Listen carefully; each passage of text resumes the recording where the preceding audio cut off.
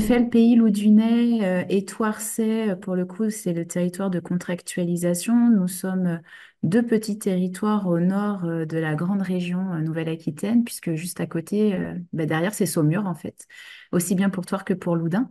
Donc, Thouars est en Deux-Sèvres, Loudun, c'est dans la Vienne.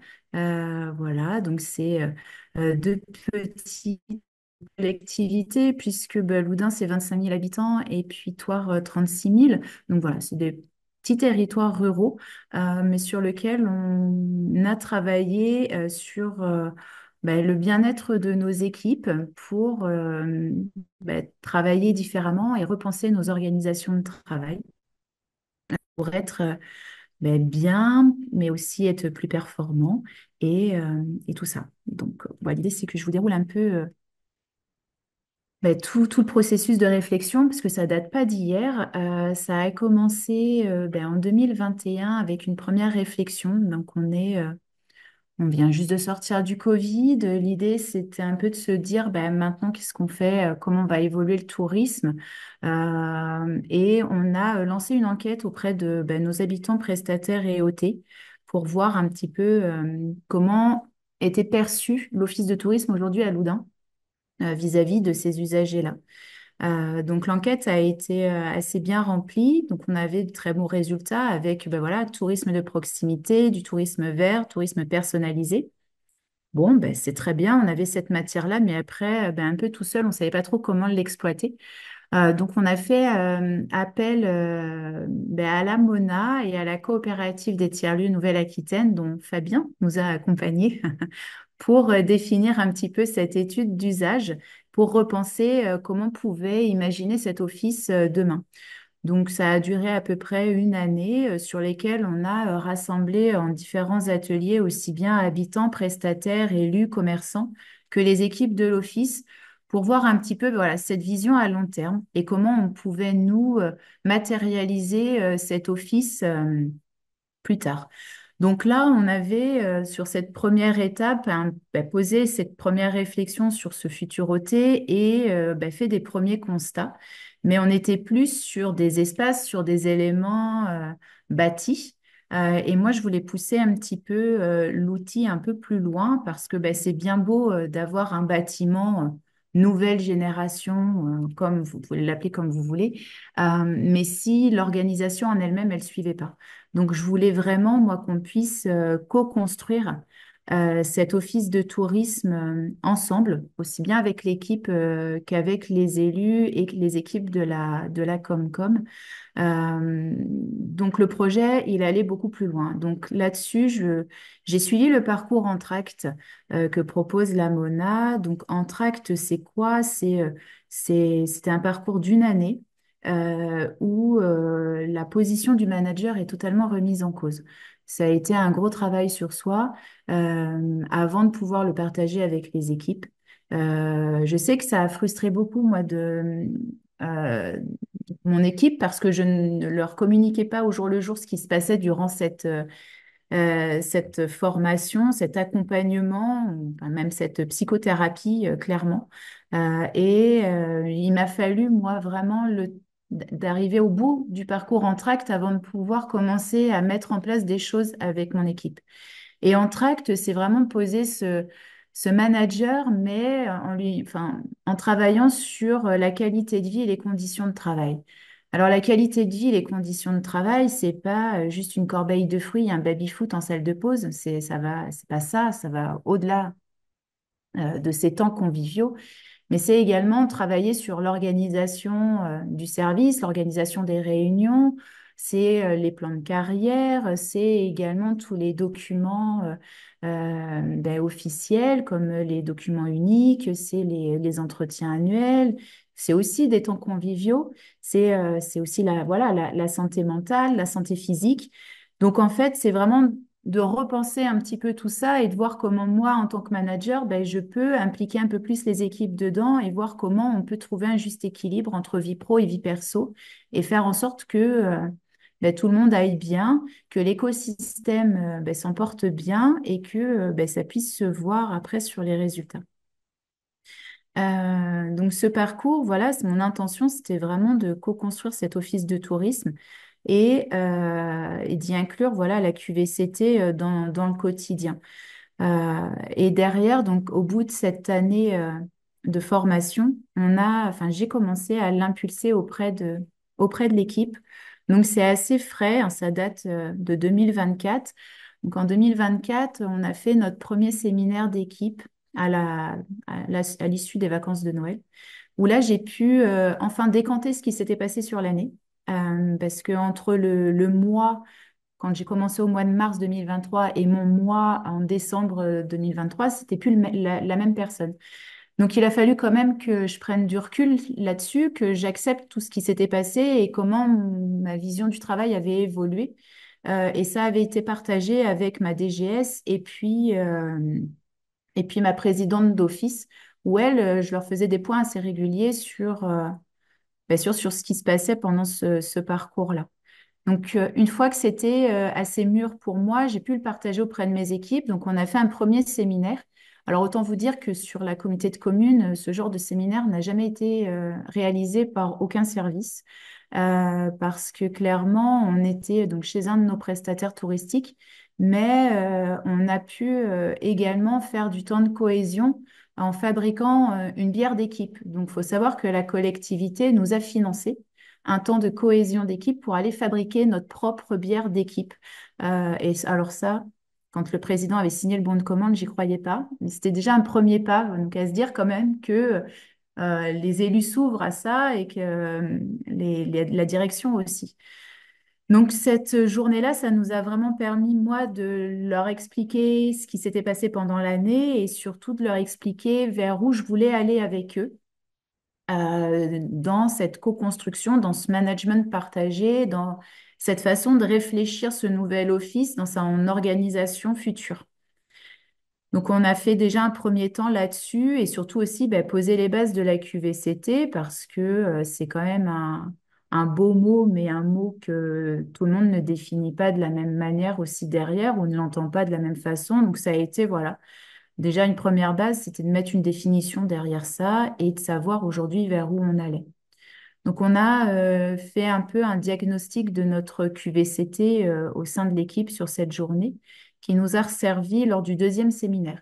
Ce deuxième séminaire, on l'a fait en Thouarset, chez nos voisins, pour identifier notre raison d'être et en décliner un plan d'action. Et ce plan d'action va nous servir en fait à travailler sur l'organisation de ce futur office.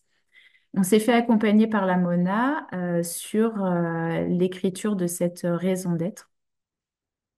Donc, une fois qu'on avait cette raison d'être partagée, il faut savoir que sur ces 2 jours de séminaire-là, ma présidente d'office de tourisme était là. Donc, c'est également la VP Tourisme. Donc, elle a été présente pendant les 2 jours avec l'équipe. Et la DGS et la DGA en charge des services de la collectivité étaient également présents sur la dernière journée. Alors, ça a été une volonté qu'elle soit présente que sur la dernière journée pour justement ne pas brider les esprits de l'équipe à se dire, bah, ça, on peut pas le dire, il y a la direction ou quoi que ce soit. Donc, on a voulu libérer la parole. Donc, elles ont été présentes que sur la dernière journée, mais ça a été très apprécié. Le fait que l'élu et les directions soient là, c'est un vrai plus. Au moins, ça donne du poids aussi au projet et on se dit pas, on fait juste ça pour nous, pour le fun, et puis derrière, il se passera rien. Ça a été aussi un élément déclencheur pour la CDC, ce deuxième séminaire-là, puisque du coup, la DGS a pris conscience de ce qu'il était possible de faire et de voir ce qu'il était également possible d'imaginer avec les autres managers de la collectivité. Je reviendrai dessus après. Donc, suite à cette raison d'être et à cette déclinaison de plan d'action, aujourd'hui, j'étais un petit peu la seule, moi, à être pilote et garante de cette QVCT au sein de mon service. Mais en tant que directrice d'un office, j'ai aussi plein d'autres missions et pas forcément non plus le temps 100% de pouvoir me dédier à cette mise en action du plan et de cette raison d'être. Donc l'idée a vite germé d'élire un binôme pour qu'on puisse travailler vraiment main dans la main et même pour que l'équipe puisse s'approprier aussi cette raison d'être. Et donc l'idée, ça a été de faire des élections sans candidat pour élire ce binôme.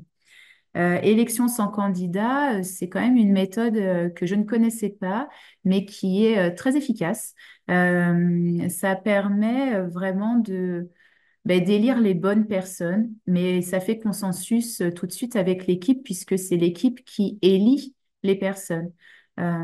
Et cette élection sans candidat, ça nous a permis d'écrire une fiche de poste de ce que devra être ce binôme entre le savoir-être, le savoir-faire, les compétences que doit avoir ce binôme.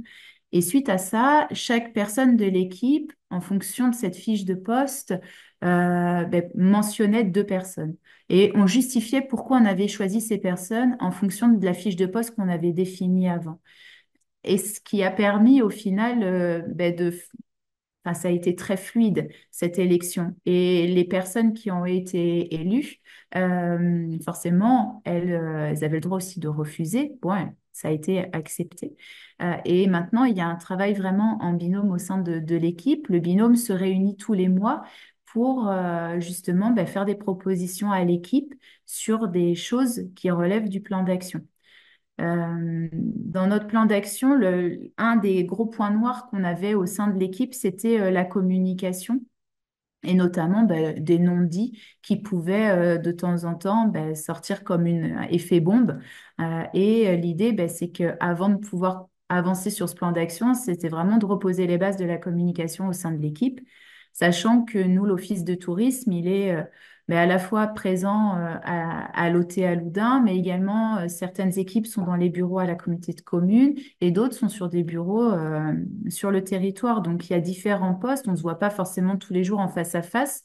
Donc, c'était vraiment de reprendre un peu les bases de la communication. Donc là, cette année, on suit une formation qui nous est faite par FunMOOC sur travailler autrement. Et travailler autrement, on le suit en équipe. Et donc, c'est 10 modules. Et à chaque début de réunion de service, on se prend le temps de suivre ce module et en même temps de se dire quel va être mon petit pas pour le prochain mois. Et chaque mois, on fait le point sur ce qui a été fait avant, on voit les évolutions.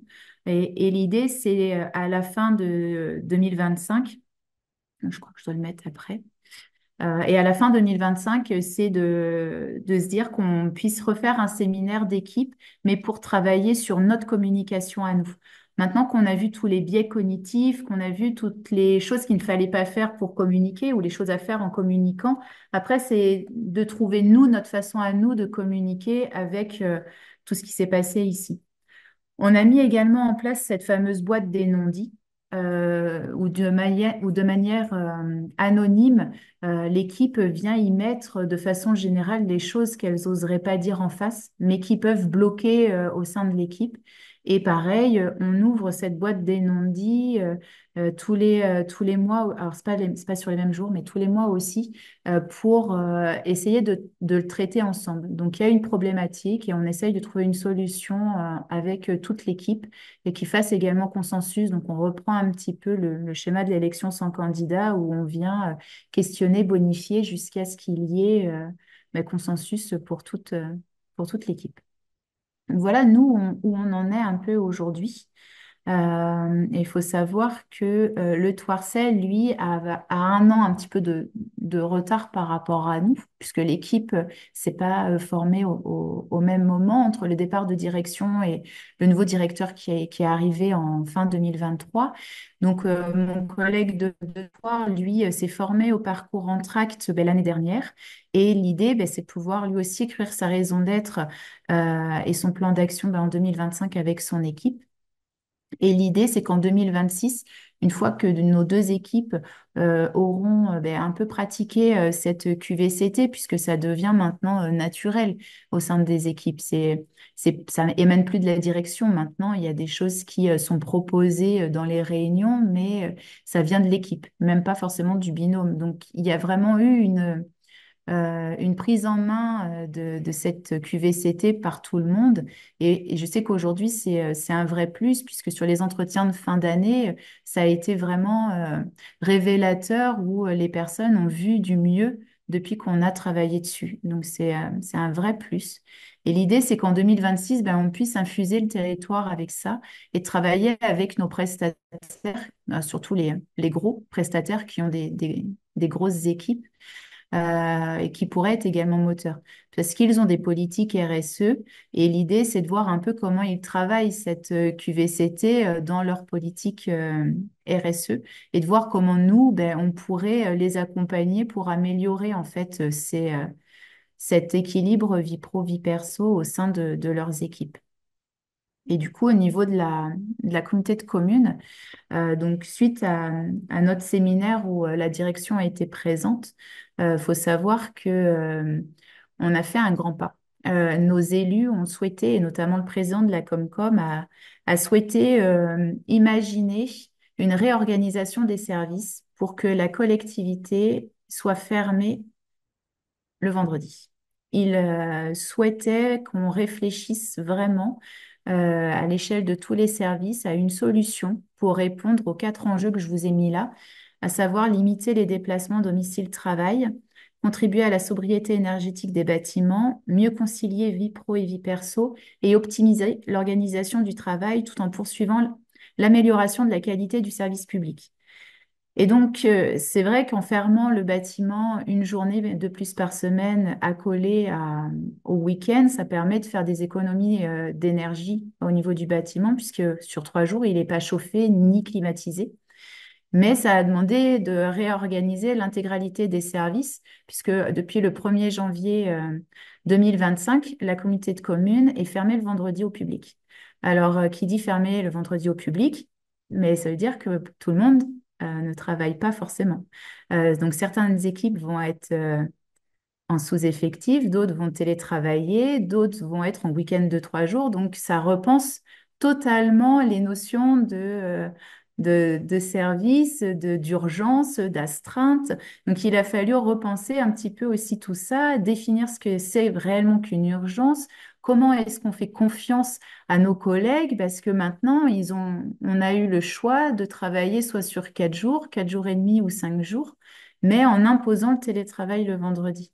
Mais voilà, donc ça demande une réorganisation. Donc derrière, on s'est fait accompagner, pareil, euh, un peu sous le même format que la Mona, mais là pour le coup avec Teract. Donc c'est toujours les mêmes interlocuteurs, mais du côté collectivité et avec l'ensemble des managers. Ça a été 2 jours de séminaire, vraiment aussi pour poser les fondamentaux de la QVCT et aussi pour prendre conscience des changements que ça allait causer et justement d'essayer d'anticiper les freins que ça pouvait avoir. Donc, on a tout travaillé ensemble sur l'année 2024 pour pouvoir le lancer là au 1er janvier. Donc là, ben, c'est vrai que ça fait que 3 mois maintenant qu'on est dans cette nouvelle organisation. Mais ça a été travaillé service par service en fonction vraiment des besoins du service. Donc chaque service maintenant travaille différemment, a une organisation totalement différente, mais même chaque agent a une organisation différente puisque c'est ce qui correspond à ses propres missions. Et donc ça a été vraiment là un travail de longue haleine hein, sur 2024 pour arriver à ça aujourd'hui. L'idée, c'est pour la collectivité aussi, il y avait aussi un enjeu d'attractivité. On sait que l'emploi territorial, ben, c'est pas non plus l'effet paillettes et waouh. Et c'était aussi cette notion de pouvoir attirer de nouveaux talents et de fidéliser les talents qu'on avait déjà au sein de l'Interco, en espérant voilà, qu'avec cette flexibilité-là sur l'organisation, la nouvelle organisation du temps de travail, ben, ça puisse être un nouveau levier pour l'attractivité. Bon, là, ça fait que 3 mois que c'est mis en place. On n'a pas de réel recul, donc on pourra toujours réintervenir et vous faire un point, voir si ça fonctionne bien, de passer à 4 jours d'ouverture publique. Enfin, en tout cas, pour l'instant, enfin, les habitants n'ont pas l'air de s'en plaindre. Voilà, voilà pour moi.